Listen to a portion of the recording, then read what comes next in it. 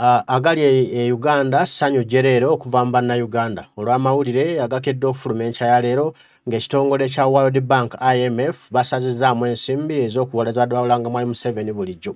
Olunaku olwaleero IMF World Bank bakkiriziganyizza n'olukiiko olufuga olw'eggwanga lya America ne balagira President wa IMF nti taddamu era asazeemu endagaano zonna ezibadde zisinzirwako okuwola mwami Museveni ensimbi buli mwaka. Ne bagamba nti mwami Museveni yamenya amateeka ga ssente zino eziwolebwa amawanga ez'okutyobola eddembe ly'obuntu nga yetakkirizibwa kutyobola ddembe ly'obuntu ewabeereddwa ssente ezo. Kyolwokubanga gavumenti ye etyobola eddembe ly'obuntu tegondera ku mateeka agayitimusa eddembe ly'obuntu n'olwekyo basazeewo nga baba IMF ne Bank of Uganda olw'ekiragiro ekivudde mu gavumenti ya America olukiiko olukulu olufuga ne basalawo okusazaamu ssente ezibadde ziwola mwami Museveni buli mwaka. N'olwekyo mwami Museveni bagambye okuddamu muwola ssente ng'atereezezza eky'okutyobola eddembe ly'obuntu mu Uganda tekikyaliyo nga tewakyali Munnayuganda ddembe lye lityoboolwa olwo bajja kuddamu bamuwole ssente. Ne balina nga likyatyoboolwa nga biri ensangi zino mwami Museveni tagenda kuddamu kuwolebwa ssente. Bino nno bididde mu mbeera nga Bobi Wine Kyagulanyi Ssentamu Robert yawaaba omusango mu kkooti y'Ensiyona era kkooti y'Ensiyona n'ekakasa nti obujulizi obwaweebwayo abantu ebikumi 215 butuufu ddala era bugumala okusinzirwako mwami Museveni omuteeka mu kkooti y'Ensiyona bamuawoze bwe gunaamusinga ate bamuwe omusango omunene bamale bamukwate jiribwa oba bamukwate jeke.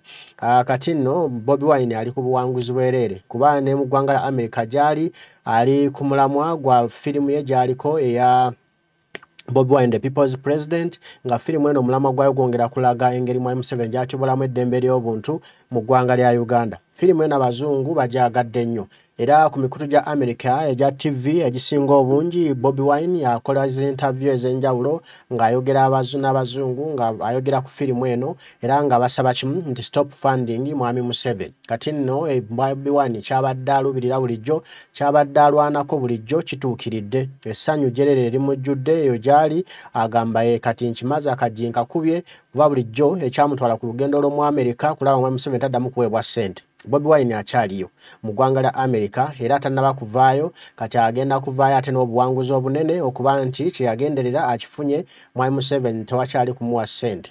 Bulijjo agamba no funding mwami Museveni no more funding dictator Museveni agannyabo olwaleero mwami Museveni talina kuddamu kuweebwa ssente za IMF World Bank okuva mu ggwanga lya America eyo ddibu ddene nnyo ku gavumenti ye. Kati nno yagenze mu Russia mwami Museveni ate nga Russia tegaba nsimbi IMF nga World Bank zebaddeewa Russia ye wabyakulwanyisa so si nsimbi kati mwami Museveni kiba kitegeeza gavumenti ye kaweddemu. Kansoke nkuwe Bannayuganda bye bagamba ku mwami Museveni okuba nti gavumenti ye essanyu lye balina nti eggwanga lya America lisazeewo mwami Museveni taddamu kuwolebwa ssente. Bannayuganda bo bakyankizambire era basanyufu lala buli omu yeebaza bwebaza President Kyagulanyi Ssentamu omulimu gwakoze era yeebaza bwebaza eggwanga lya America okubanga lisazizaamu ensimbi ezibadde ziwola mwami Museveni eza buli mwaka kati nga si wakuddamu kuweebwa nsimbi eyamwalula yandibeesiridde. Nga tukyali wano nabagamba Katonda waffe alwana naffe tulwana. Museveni agenda keera ku makyakongo kaagwe mubadde mugategeddeko amawulire. Mwami Museveni leero ekiwandiiko kivudde mu World Bank oba mu IMF nga bamumye ssente. Nkidda mugano temujja gawulira kubanga abaana bano basimanya abalibo obukoola badde baagala kubuza mawulire gano. Olunaku olwaleero ekiwandiiko kivudde mu World Bank mu IMF nga mukulu Museveni bamumye ssente. Ensonga neeva ku ki munnange? Ensonga mbu yagenda n'akwata ku bisoobooza by'abasajja naye kambabulira ekintu kimu nabagamba waliwo kye bayita a blessing in disguise nti waliwo ebiseera ebimuwuga nti owaayi yadde sitaani mubi naye kangendeko n'ekibi kino. Kati ffe obuzibu bwa Uganda tebyali bisiyaga. Obuzibu bwa Uganda yali nfuga mbi. Obuzibu bwa Uganda kwali kubulwa mirimu. Obuzibu bwa Uganda bwali butali bwenkanya kubba mataka g'abantu. Kati bano ne beekuba omupiira baleeta ekintu nga balowooza nti kiyinza okulya Bobi Wine ate kati kiriddebo ne beerabira nti ssente ezisinga eziraninga ikonome yaabwe kubanga nabagambye nti Russia tewavaayo ssente Russia wavaayo byakulwanyisa na butwa. Kati leero IMF ewandikidde Uganda ng'egitegeeza tesobola kugikombya yadde ku siringi ku lw'okuba mbu yavayoletinga amateeka g'abantu. Kaakati ffe ebyo tebitukwatako, naye nze ngaayagala enkyukakyuka. Nze nabagambye ate njagala mukwate vidiyo zino muzitambuze nga kubanga zirimu amagezi. Ffe tetujja wano kwogera bintu bya kisiru. Nze ne bwondaba mu lutabaalo mba nina kyenengedde. Waliwo omuntu omu yaze mu inbox yange nanga nti naye tukusaba oleme kwenyigira mu lutaluwa olugenda mu maaso olwono Kimenga. Ndowooza bannayuganda mbawulira essanyu lye balina olw'okubanga Mwami Museveni World Bank esazizaamu ensimbi ze baddeemuwa buli mwaka. Kino nno kitegeeza kinene eri ekibiina kya National Unity Platform bannanupu bannankyukakyuka kuba tubadde wano ebbanga litumaze okuva Kyagulanyi lwe yajja n'agamba nti tulina okulwana olutalo bannayuganda batwagala okufuna eggwanga eddamu eggwanga eddungi. Bannayuganda okuva ebunaayira mu ggwanga lya America, okuva e Bungereza, mu mawanga gonna Germany, Sweden, Netherlands, South Africa babadde bategeka okwekalakaasa ku bitebe bya IMF, ku bitebe bya World Bank nga beekalakaasa kimu nti stop funding Mwami Museveni, nga bagenda n'ebipande nga babiwanise nga bw'olaba nga bakaaba badaaga balaajana nti Mwami Museveni e Uganda akolayo ebikolobero bingi, bannayuganda bamazeeko eddembe, awamba abantu, watta abantu, nga ze message ze bawa ku World Bank nga batwalayo n'ezi petitions ez'enjawulo ne bagenda ne mu Parliament ya enkulu Senate eya ggwanga lya America ne basisinkana ababaka ba Parliament ne babawa obubaka bwabwe nga balaajanira nti mu stopping sente za Mwami Museveni buli muwa sente atazikozesa mu bukyamu nga bawaayo nti eddembe ly'obuntu litulugunyizibwa lityoboolebwa. Bannayuganda bawambibwa, battibwa, bakubibwa, batulugunyizibwa, emmotoka za poliisi zikoona abantu nga bannayuganda bagenda mu big numbers era nga bw'obalaba. Buli badde bategeka okwekalakaasa kuno bannayuganda ng'ekigendera kyakula Mwami Museveni taddamu kuwolebwa ssente. Kati bannayuganda bonna basanyufu abali mu ggwanga la America, abali mu diaspora bonna bebaza olw'obwanguzi buno bwe batuuseeko olunaku olwaleero okuba nti World Bank emaze nekkiriza okusaba kwabwe kwamaze ebbanga eddene nga basaba. Ndowooza olabye buli kintu kibeera n'emitendera ate Mukama baako n'olunaku lwe yategeka nti lunaku bwe ruti kino kijja kuba ate bagamba abalemerako be bamalako, bw'omalako ate owangula. Kati bannayuganda balemeddeko ebbanga ddene, balemeddeko emirundi mingi nga bagenda ku World Bank, bagenda ku IMF nga beekalakaasa nga bagamba nti stop funding Mwami Museveni. Buli lw'ofundinga Mwami Museveni eri sente azikozesa bubi mu ggwanga lya Uganda, azikozesa kweremeza mu buyinza. Basadde bakikola lubeerera butentezi nga buli ludde bagenda ku World Bank ne beekalakaasa ne bateekawo petitions zaabwe nga World Bank bayiteddangamu nga tewali kyali kivuddeyo kyamwanguka. Naye olwaleero bannayuganda basanyufu nti okwekalakaasa kwabwe obudde bwabwe badde bawaayo naddala ab'omu ggwanga lya America abadde bagenda ku kitebe ekikulu ekya World Bank ne IMF badde bawaayo obudde bungi nga buli kadde bagenda ne beekalakaasa. Olwaleero basanyufu nti kye babadde nga balwanirira, kye babadde nga bafiibaanira Mukama Katonda abaanukudde. Wadde kijjidde mu sitayiro nti World Bank ayise mu kuba nti Mwami Museveni atyobola eddembe ly'obuntu, Mwami Museveni yasayininga etteeka ly'okulya ebisiyaga ne bakiyisaawo naye nga kyonna kigambye human rights violation. Okuba nti tebaagaliza abantu bamu ab'ekikula ekimu okuba nga basobola okugenda mu maaso n'eddembe lyabwe bwe basinzidde awo. Kati nno bannayuganda ne bafa essanyu ne bagamba Mukama weebale, kino kisalidde mu ntamu. Bulijjo twekalakaasa tuga Mwami Museveni bakomye okumuwa mane, bakomye okumuwa ensimbi nga World Bank tetufaako. Naye Mukama essaala zaffe azizzemu, Mukama bulijjo kye tumusaba kyanukudde, kitwayagaliza embazi kibuyaga asudde.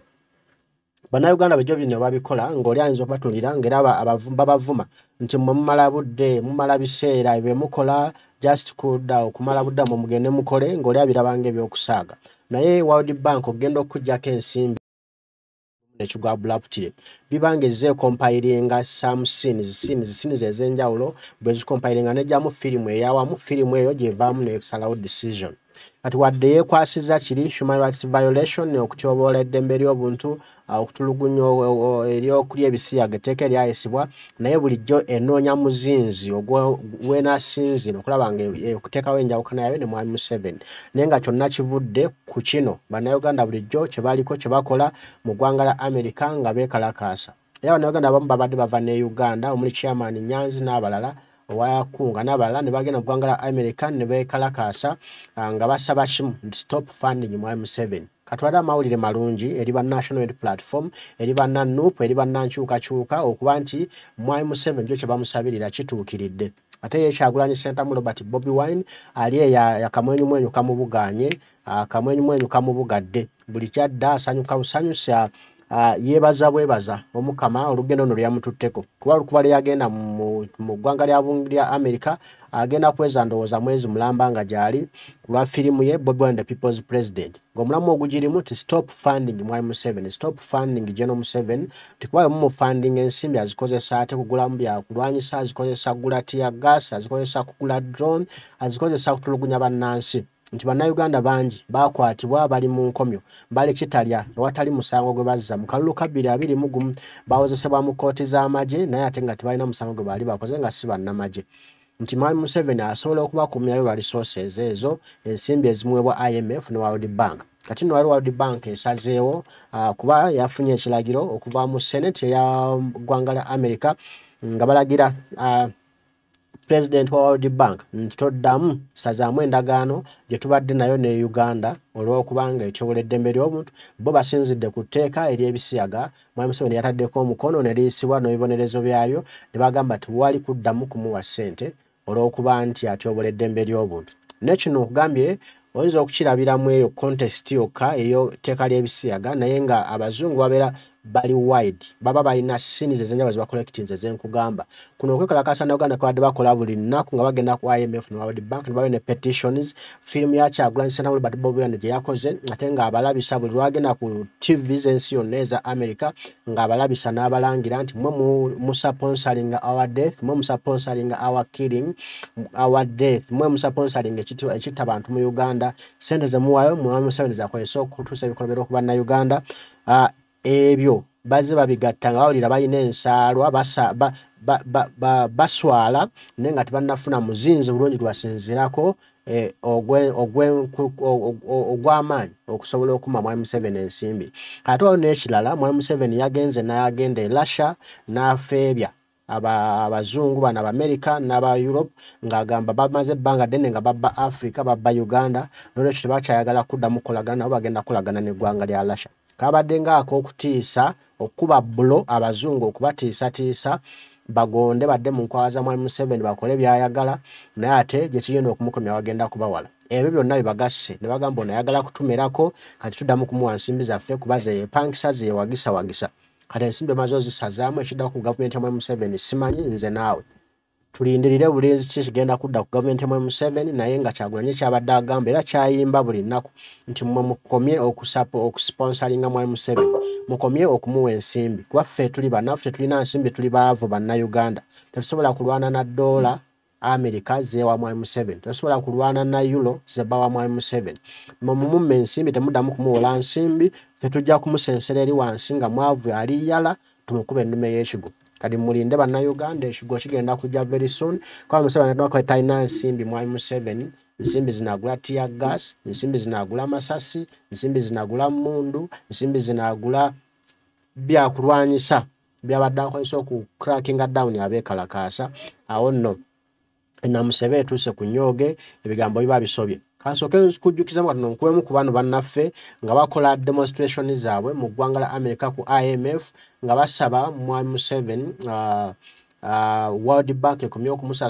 okumuwola ensimbi World Bank IMF bakomye okumuwa ensimbi kubanga azikozesa bubi ate omanye nti nno olwaliro bannayuganda batuuse ku buwanguzi. Olwaliro lunaku lusaana okujaguzibwa mu nsi yonna bannayuganda bonna gye bali nga bajaganya abo abadde mu nteekateeka zino ez'okwekalakaasa nga bagala America World Bank IMF ekomye okuwa Mwai Museveni ensimbi. Kyemanyi yonna gye bali basanyufu era kansuke nkulagemu buli omukolo olugendo gye luvudde gye bazze bakizimbira bannayuganda bajja bakizimba mpola mpola paka ate eno gye kikomekereza nga Mwai Museveni ebyokumuwa ensimbi birabika bifuuse bizibu ddala.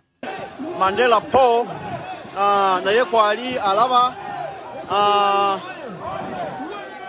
mwenna bannayuganda abaliko era abashalinze sinza kukoma kubebaza kubanga mwenna muli balwanyi nno kyekiraga kye tuliko baganda bange bilwovaayo mu maanyi n'obaako byoyogera byolaga mu maaso g'abantu kintu kikulu nnyo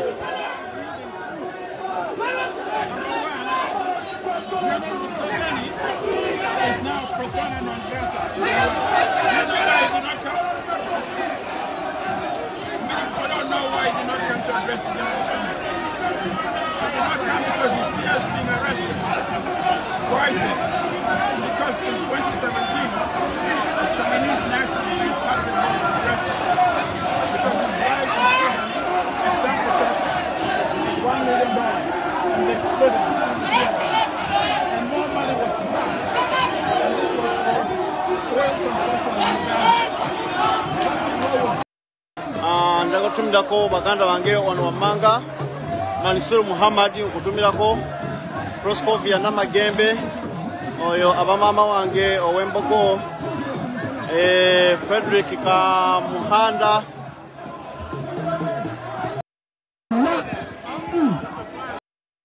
Danaji nawe bojo bokoze yes kawe bale kubango Banayuganda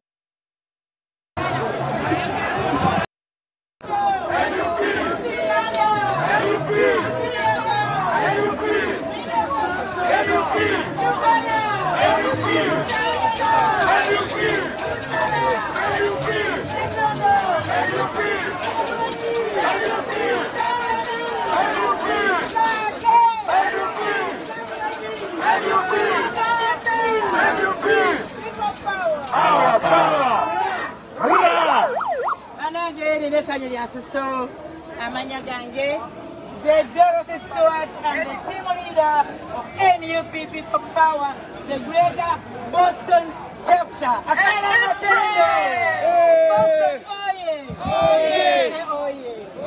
so happy to be here tonight. I take this opportunity to welcome all our visitors from far and beyond, our leaders from Kampala, our leaders from all around the United States. Thank you for coming to celebrate our win. By the way, we are not mourning. We are celebrating as we demonstrate to show these people that our win was stolen by none other than the dictator Museveni.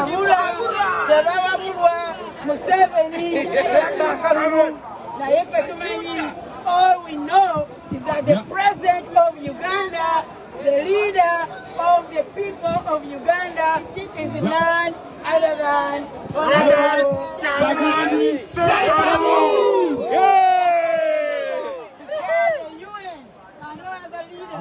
that you are sitting with the wrong, illegitimate, so-called president of Uganda. The real president who must have been here in that building, talking to the world, talking to Uganda, is none other than Excellency Robert Kyagulanyi Ssentamu, president of Uganda. Stop killing our people. Dictator Museveni, you stole our votes 4 times. 2016, 2021, 2011, every time. You have never been elected by Uganda. You were neglected, rejected. Rejected.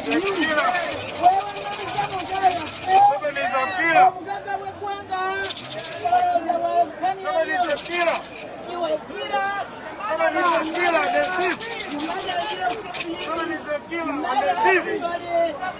you're rapists, you rape our constitution. You people, you members of parliament, stop being used to rape our constitution. That's why we salute our members of the Honorable Sente, Honorable Banayuganda, and all those who stand up for the people, and on behalf of the people. We shall always love you, we shall always respect you. Don't lose your dignity, don't sell your soul. Leave the devil to go. I'm a funny man, look at the forward. We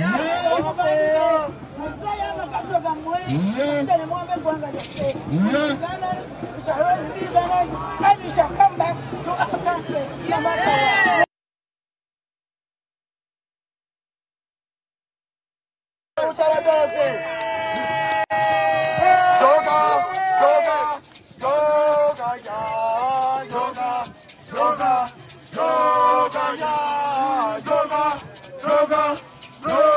Yoga,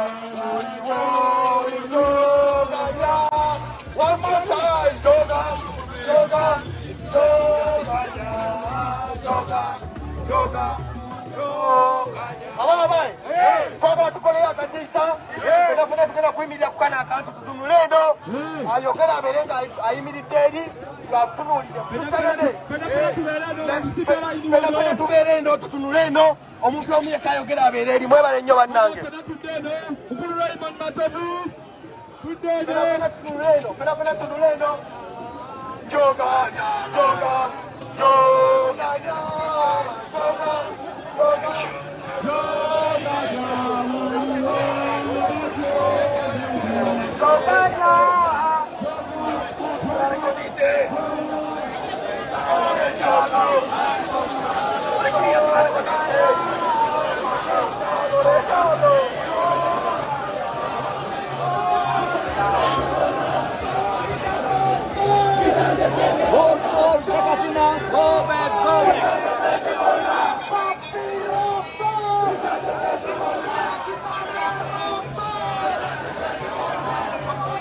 Ya mpozi muganda wange gwe aliko wano wetuli tole ku kitebe kya United Nations. I salute you. Nabosa Allen, I salute you. Yeah.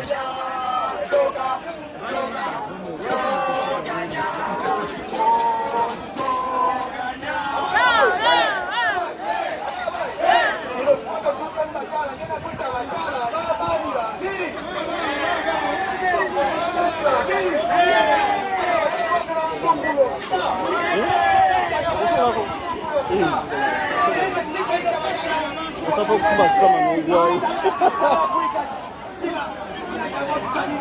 Eu não ando por ele daqui lá, tá? Eu não vou ver por ele igual.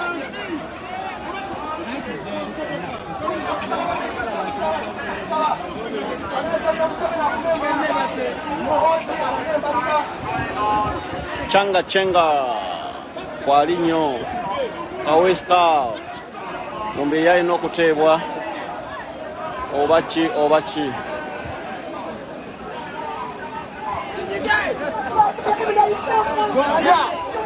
wanchikwati batubulire tuwulugume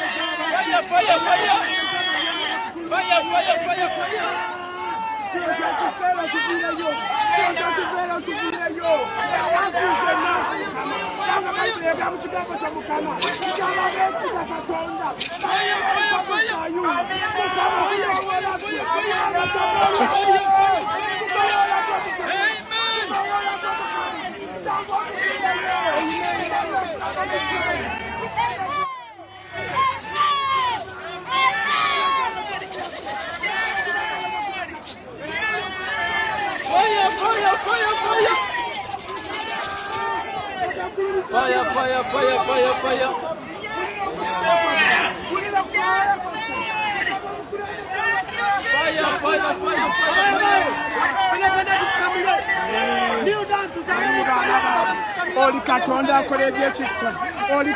ya kusawa kufukamira kusaba sawa ya kufukamira tusabe baganda bange wena joli eyonga oli live fukamira wansi woli otaniko kusaba mudini yo tusaba Katonda asumule egwanga Uganda atujeko dictator Museveni aberenga mpozi ava mu ggwanga Uganda bantu bonna bafukamidde wansi nga begayira Katonda owekisa abasasire abataguleko omusajja nakyemalira yensonga lwaki olaba Banayuganda bafukamidde wansi naye kyafukamiza kusaba Katonda nga bakola Katonda abasumuleko omusajja oyo eyezigamya mu ggwanga Uganda yensonga lwaki kino okiraba gwe muganda wange ina joli okukamira sikwaki wabula kola Katonda asumule eggwanga so gona joli mudini yo nga boshalinga information eno tuka ku bantu kusaba gwe muganda wange ina joli oberenga oshalinga obubaka buno atera oberenga nawe kenyini woli awo osaba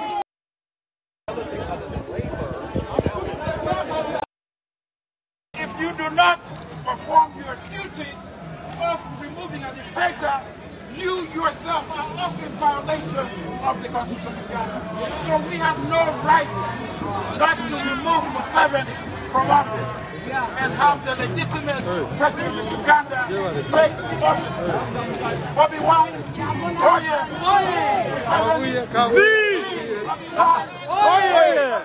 Z, Museveni Kasta. Thank you. People power. Our power. Our power. People corner. Our power. Soga, soga, hey, soga, mama, soga, soga,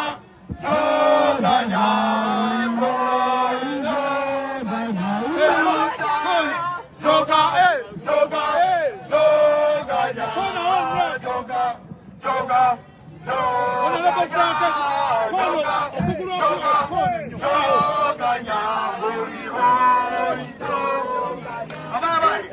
Omukyalo ono kata nagenda naye muvumi mulungi abalirira tembe full figure yavuma onda tavuma oyo ayogera mazima abawala abato abali under 18 agenda bali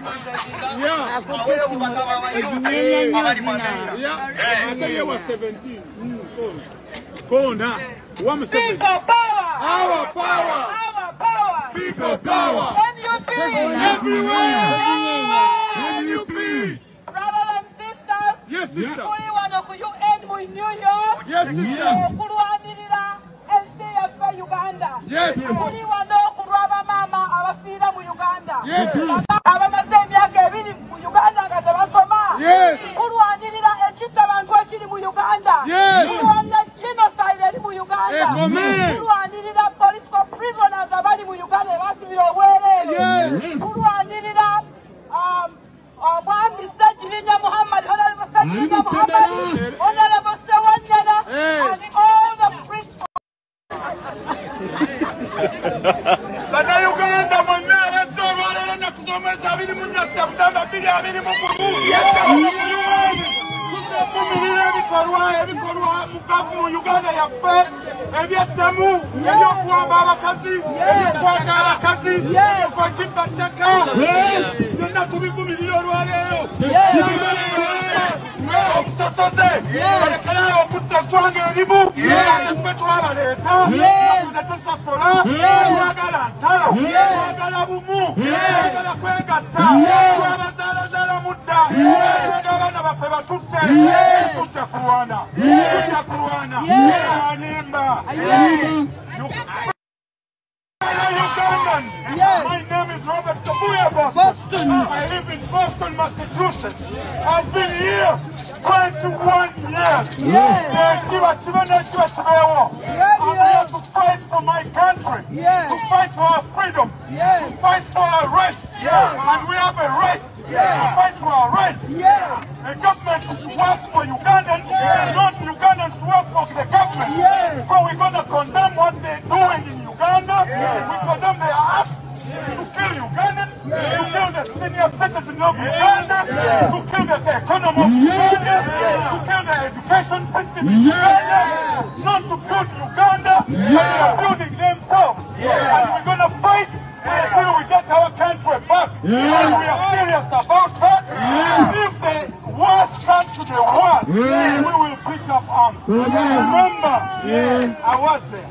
I can go back there. You hear me? Yeah. Bobby Wine. Hey. Bobby Wine.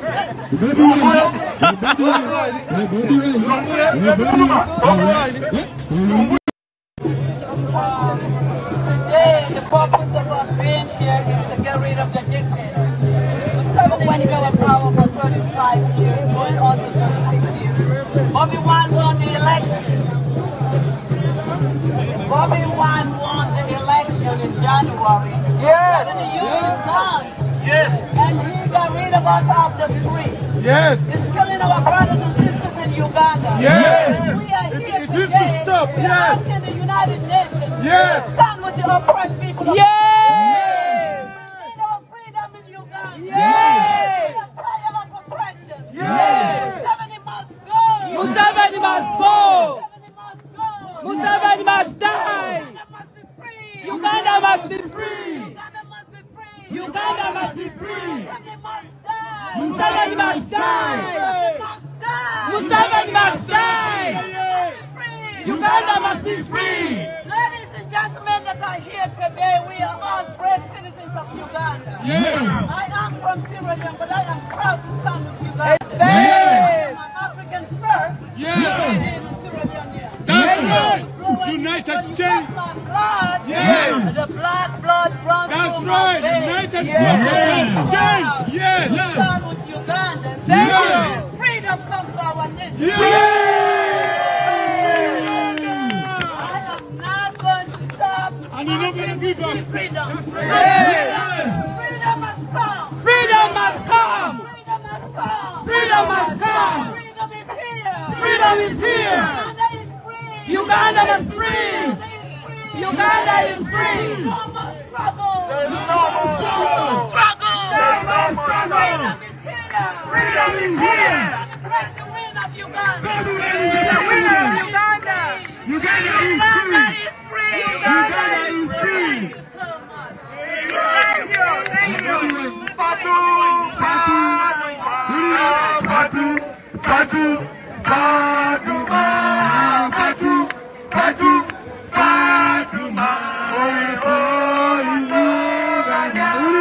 one more time. Batu, zoga, zoganya, zoga, zoga, zoganya, zoga, zoga, zoganya, uliwo izoganya. The guy I'm introducing now is called Otim. Otim Michael is from northern Uganda. Oh, nice to meet you. Welcome. Otim worked in Uganda for 20-something years in northern Uganda.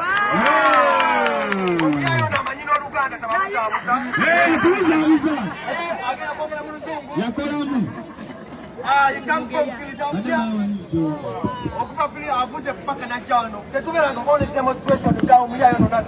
Wow, you're happy boy. People are happy to see you. We are giving you your... And you are live. And you're live on TV, so... And he hates Museveni. Right here. Right here. I'm going to be speaking to you, and if there are any international journalists here, photographers, freelancers, I hope you're listening to the Ugandans. Listen, I will not speak and tell Ugandans what to do in their country. Yes. What is happening in Uganda is up to you. That's why I support the People Power movement. Thank you. Because the power is with the people. Yes. And the people have the power. Yes. Not one man. No. No. No. It's the people of Uganda. Yes. You do that, and you're doing something about it, Yes. and you've had enough. Yes. But I'll tell you, as an American, Yes. I can speak about about the nonsense and the hypocrisy of people who say they champion human rights. Yeah. Tell them. We know there are human rights violations going on in Uganda. Yes. We know there are atrocities committed by the dictator who is receiving support from the United States government. Yes. So Secretary Blinken, you, President Biden, your intelligence people know what's happening in Uganda. Yes. The NSA knows what's going on in Uganda. Yes. We know what you know. Yes. And if you are truly supporters of human rights, you will cease supporting a brutal dictator in Uganda. Yes. No! Stop it! There are no excuses for my tax dollars for over 360 million American citizens whose hard-earned tax money is buying weapons, uniforms, and equipment to create bloodshed in Uganda. And it hasn't just started. It happened under Donald Trump. It's happened under Obama. It's happened under George W. Bush. It's happened under Bill Clinton. It happened under George Bush Sr. And we have even seen pictures from 1986 when the dictator Museveni was in the warehouse. The warehouse. The White House with Ronald Reagan. This man has been in power For 40 years. since Ronald Reagan was president of the United States. The majority of Ugandans only know one leader. That is not democracy. It's not. That is not freedom. It's not. So Ugandans, the world needs to pay attention. Because what's good for Uganda is good for the world. You're right. The people fighting for freedom in Uganda are also fighting for freedom for oppressed people all over the world. So pay attention. Thank you. Ugandan lives matter. Ugandan lives matter. Ugandan lives matter. Ugandan lives matter. Ugandan lives matter. Ugandan lives matter. People power. People power. Njagala okubalaga embeera bannayuganda bazze bayita emirundi emingi egiwerako nga beekalakaasa ku bitebe by'enjawulo mu ggwanga la Amerika nga baagala Amerika ekomye okuwola Mwami Museveni ensimbi. Kaakati nno kituukiridde. Bannayuganda basanyufu bagamba ekikoleddwa kya muwendo kya mulembe nti amaanyi gaabwe tegafudde busa tegafudde fugge.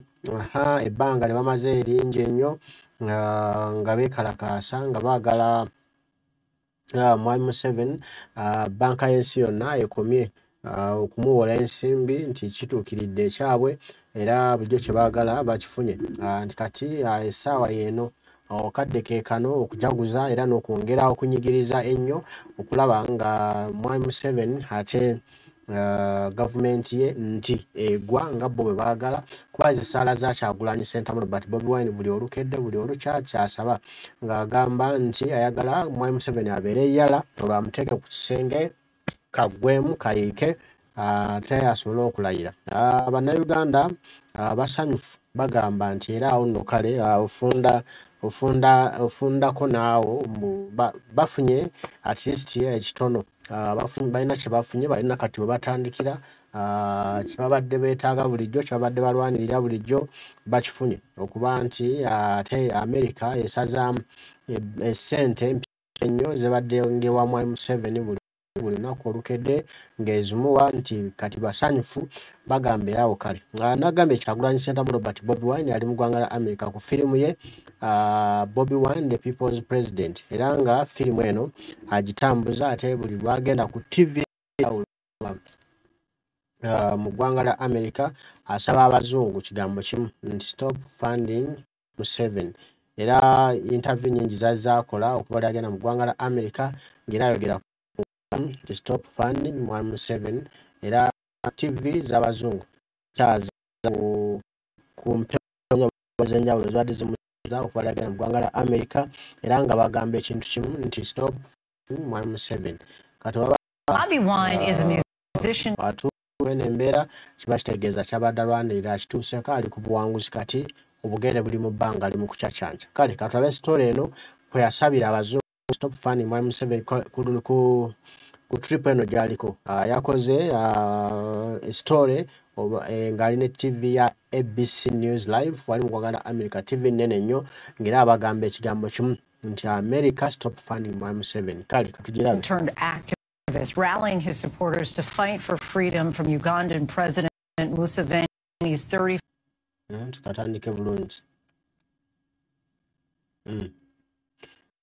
Bobi Wine is a musician turned activist, rallying his supporters to fight for freedom from Ugandan President Museveni's 35-year regime. His dangerous journey is told in National Geographic's film Bobi Wine, the People's President. ABC News' Ariel Reshef sat down with the presidential candidate and his wife.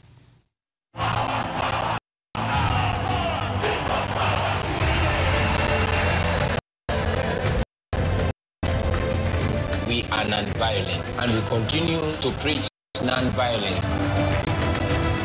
I am not a criminal. I am a presidential candidate.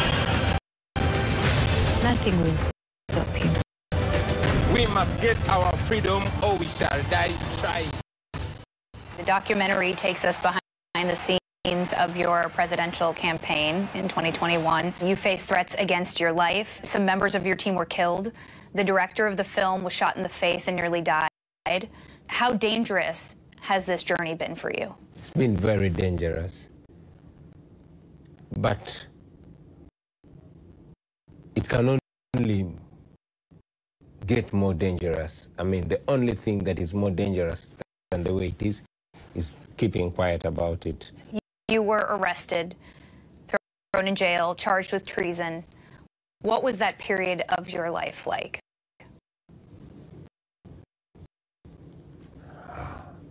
Man, it was crazy. It was crazy. I was, for example, in Arua, I was arrested in a hotel room. I was beaten so bad with iron bars, dragged, put into a place that was poured with water, beaten so much, electricity was put on me. I had my genitals squeezed. I was beaten. My wife was able to see me. She was one of the very few Ugandans that came together with the European Union ambassadors. She could not recognize me. What did you think when you first watched the documentary? Only a small fraction of the violence was shown.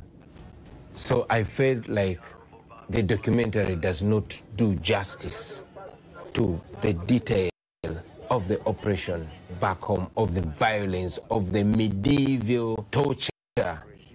There's only a certain level of violence that can be shown. Violence was too extreme to be depicted. Barbie, you married a pop star who became a politician. Did you ever have any trepidations about Bobby's political career? I never thought Bobby would go into politics.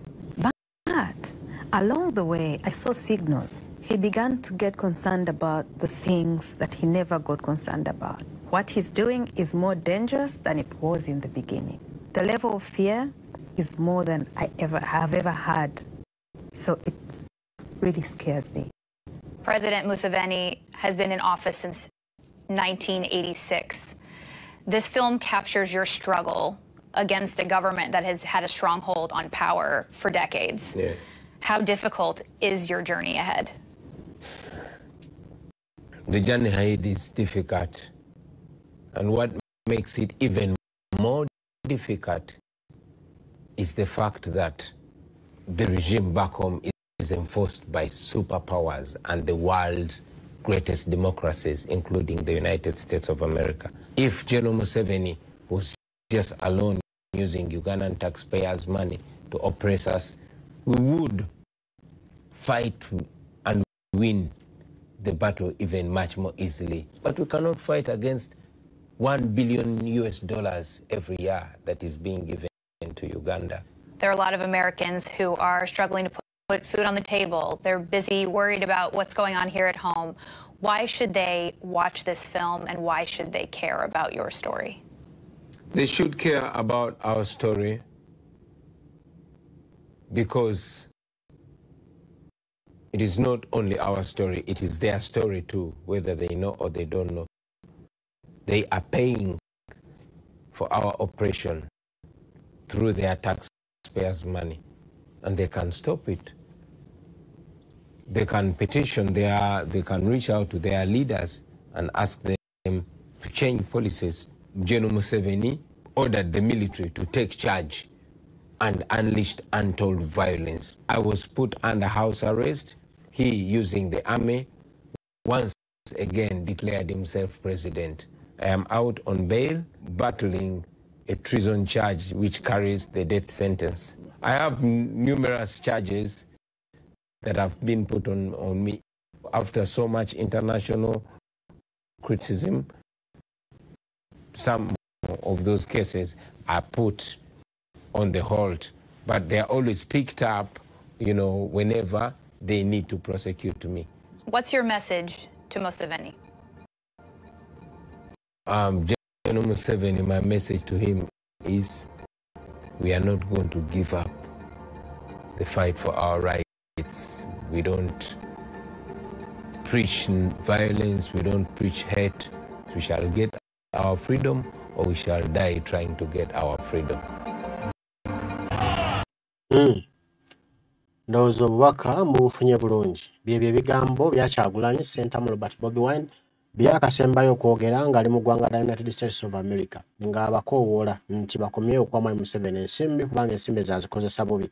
Kati nno olwaleero ssanyu jjerere eri Kyagulanyi kampu ya National Unity Platform People Power bannankyukakyuka bonna mu ggwanga Uganda basanyufu bagamba kino ekituukiddwako olunaku olwaleero kya muwendo kya ssanyu era bulijjo kye balindiridde nti kye bayagaliza embazzi kibuyaga asudde. Okuba nti nno Mwai Museveni banka y'ensi yonna ebaddemu ensimbi empitirivu ne IMF mpitirivu buli mwaka okubanga basazizaamu kontrakiti y'okuddamu muwola ensimbi nteyo kya muwendo era bo bagamba nti Kyagulanyi omulimu gwe agukoze era agukoledde ddala era alina watuukidde ddala nga wasaanye okutandikira ddala.